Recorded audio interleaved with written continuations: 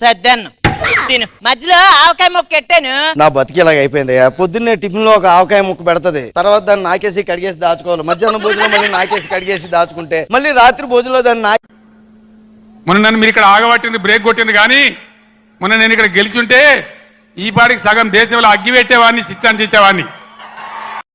మీ నాన్నగారు ఏం చేస్తుంటారండి? చిన్న పేగు పెద్ద పేగు అంటారు కదండి, అందులో ఏది పెద్దదో కొలుస్తూ ఉంటారండి. కానీ ఈ చవడ దద్దమ్మలకు ఈస్తలేదా? దయచేసి ప్రజలు ఆలోచించాలి. ఇలా మళ్ళా మీరు కాంగ్రెస్ కే ఓటేసిరు అనుకో ఏమంటారు? పోతే ఇంకోటి వస్తుంది. ఒకసారి అన్న అంటే ఊరుకుంటానా? తప్పకుండా పని చేస్తా కదా. రోజుకో 3-4 గంటలు దాని మీద సీరియస్ పని జరుగుతాను.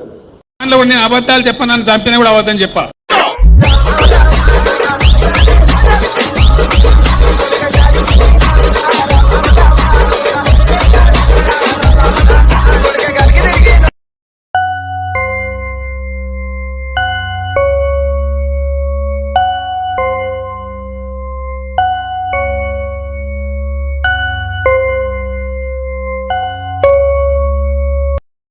ఈ మీద ఈడీ పెడతాం, ఈడీ కాకపోతే బోడీ పెట్టుకో, ఏం పీక్కుంటావో పీక్కో. మోడీ గారికి, ఇక్కడున్న బోడీ గారికి నేను చెప్తా ఉన్నా, మోడీ బోడీ నీ ఈడీ మా ఎంట్రిక కూడా వీకలేవు. ఏం చేస్తా? జైలు పంపుతావాను? ముడతావా కేసీఆర్? ముట్టి చూడు బిడ్డ, టచ్ చేసి చూడు కేసీఆర్. కేసీఆర్ జైలుకి పంపి నువ్వు ఇక్కడ బతికి బట్టగాడి తిరుగుతా అనుకుంటున్నా.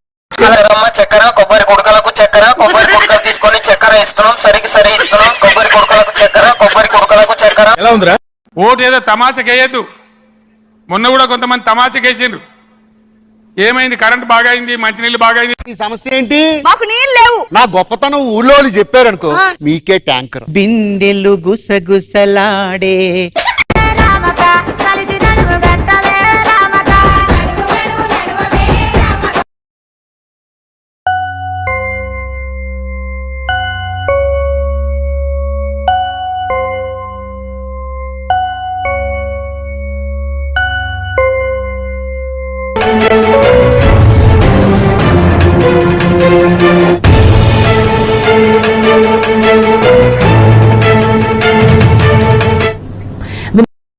ఉన్నాయి 3, ఉన్నది 3.